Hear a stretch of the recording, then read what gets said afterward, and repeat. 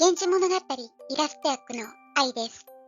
この動画は大学受験のための古文速読トレーニングです。イラスト役本編では原文の後に現代語訳が流れます。その後受け出るイラスト役で古文目線を鍛えていきましょう。また後半では文法や知識について解説していますので最後まで見ていってくださいね。それではイラスト役本編のスタートです。第4条夕顔の第4話です。桐壺亭の第二巫女として生まれた光源氏でしたが、進化に合格した後、満たされない恋に渇望していました。源氏17歳の夏、六条あたりの道すがら、乳母の見舞いに五条に立ち寄った時、とある家の夕顔の花が目につきました。従者にたおってこさせたところ、目のわらわが出てきて、白い扇を手渡しました。それでは、この後の展開、いってみましょう。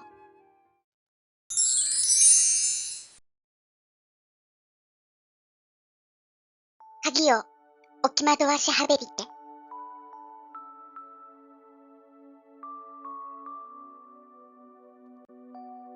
意図不憫なる技なりや。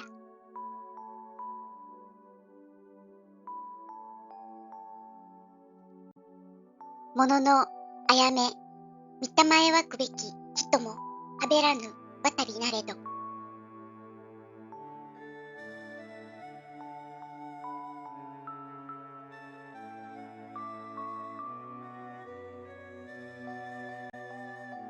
牢川式王子に立ちおわしまして、とかしこまり申す。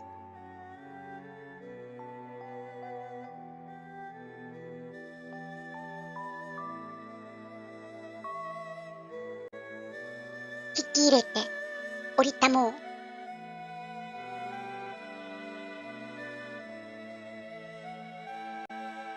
これみつが兄のあじゃり。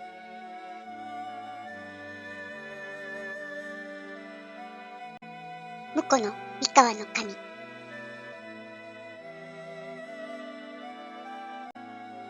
娘など渡り集いたるほどに。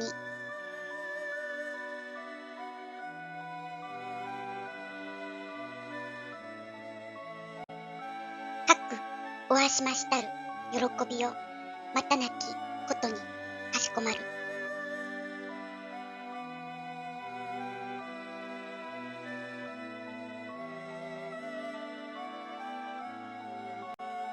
天君も起き上がりて。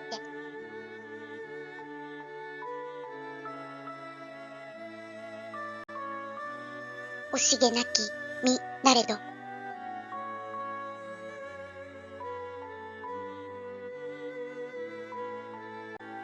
捨てがたく思うたまえつることは。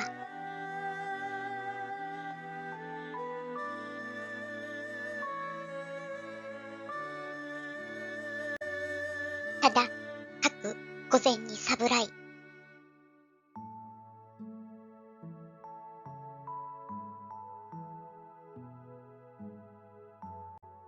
ごらんぜらるることの代わりはべりなんことを口惜しく思いたまえ。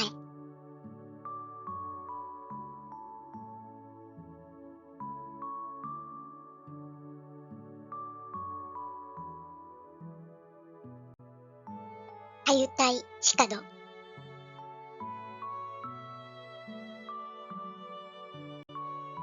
いむことの印によみがえりってなん。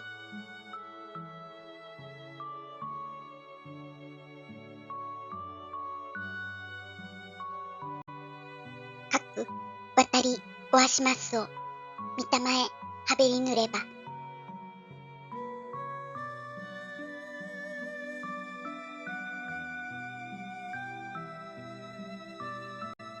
今なん阿弥陀仏の母校も心清くまたれはべるべき。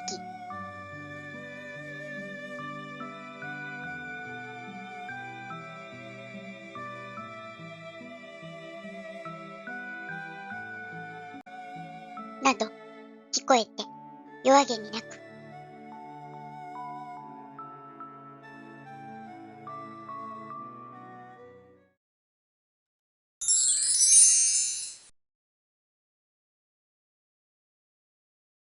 楽しみいただけましたか？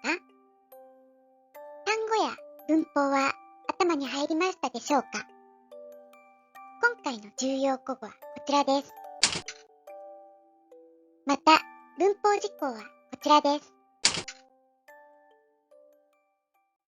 今回の場面では、やっとこれみつが鍵を持ってきて五条の実家に入れたようですね。光源氏はこの尼になった第二の乳母のお見舞いに来てたんでしたね。当時は死が近くなると極楽往生のために出家するということもあったようです。さて、今回は会話文の中に謙譲語たまうがたくさん出てきました。たまうという敬語は中学校の古文でもよく出てきますが、大学入試では尊敬語と謙譲語の識別が問われます。この図のように余談活用であれば尊敬語、下二段活用であれば謙譲語として、まずは活用と敬語の種類を覚えておきましょう。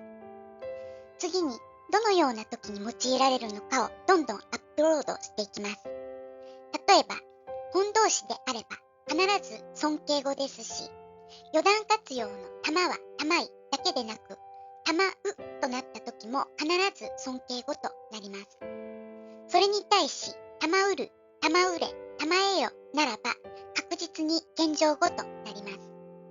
ならば、たまえの時の見分けが肝心ってことですね。さらに、謙譲語の場合、必ず会話文中で用いられ、見る、聞く、思う、知るなどの知覚動詞につきます。このことをまず知識として覚え、古文に出てきたものからその使い方をアップロードしていきましょう。今回の文脈では、まずこれ3つの会話文中にたまえが出てきましたね。物事の分別も見たまえわくべき人。助動詞べしは打ち消しを伴って可能の意味になることが多いことも知っておきましょう。見たまえわくは見分けるに敬語のたまえがついた形。謙譲のたまうは複合動詞とくっついた場合、こんな風に間に挟まれることが多いということも知っておきましょう。この部分の動作主は五条界隈の人々なので、明らかにここは謙譲語ですね。このようにたまえの場合は敬語識別をする必要がありますが、出てくるパターンが単純なので、どんどん使い方をアップロードしていきましょう。次のたまうは字の文に出てきました。折りたまうという補助動詞ですが、字の文で出てきていること、またたまうという形から、これは明らかに尊敬語ですよね。ちなみに単純接続のつながりですが、牛車を引き入れたのはおそらく従者であり、降りたのは光源氏でしょう。このように敬語の有無で主語の識別ができるのが古文の特徴です。次のたまえは第二の乳母の会話文です。思うたまえと補助動詞になっています。うは思ひのひが右音便化したものです。主語がないのでおそらく私が主語でしょう。よう捨てがたく思っておりましたことは、たまえは世の中に対する部下からの謙譲語です。このように思うたまえと右音便になったときは謙譲語が多いということも知っておきましょう。さあ次も同じく第二の乳母の会話文ですが、敬語がたくさん出てきていますね。まずご覧ぜは見るの尊敬語です。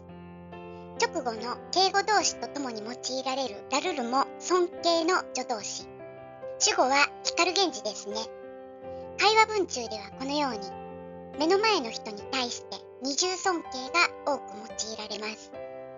ご覧になることが代わり、はべり、なん。このはべりは会話文中の補助動詞なので丁寧語となります。ナムは学術用法。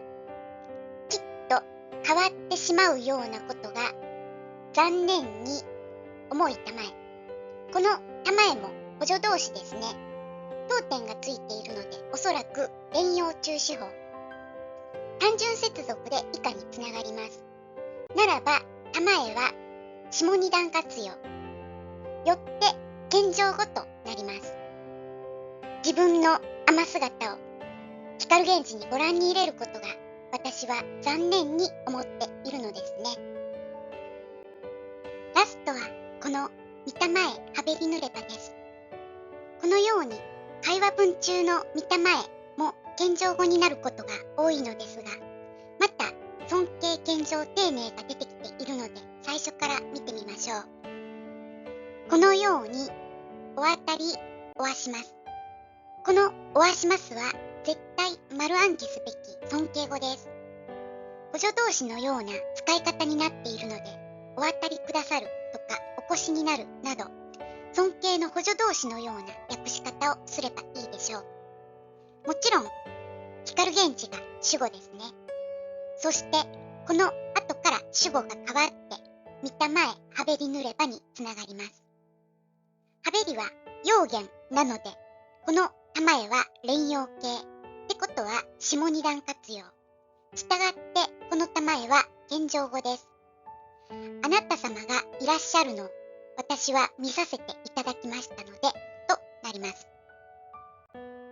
以上のように基本的な敬語の知識だけでなく、使われ方の特徴をどんどんアップロードしていくことが古文読解の要になると思います。まずは基本事項を覚え、それを実際の古文に落とし込んでいく。それらがつながったとき、複眼的な論理力が養えるんです。難関大学では、たとえ理系でも古文が出題されるのは、この力を見られてるってことなんですよ。さあ、今回も第4章、夕顔からのイラスト役でした。第1条、きりつぼからここまでの再生リストは説明欄のリンクに貼ってあります。よかったら日々の受験勉強のサポートにお使いください。最後までご覧いただきありがとうございました。何かお気づきのことがあればコメントいただけたら嬉しいです。それではまた。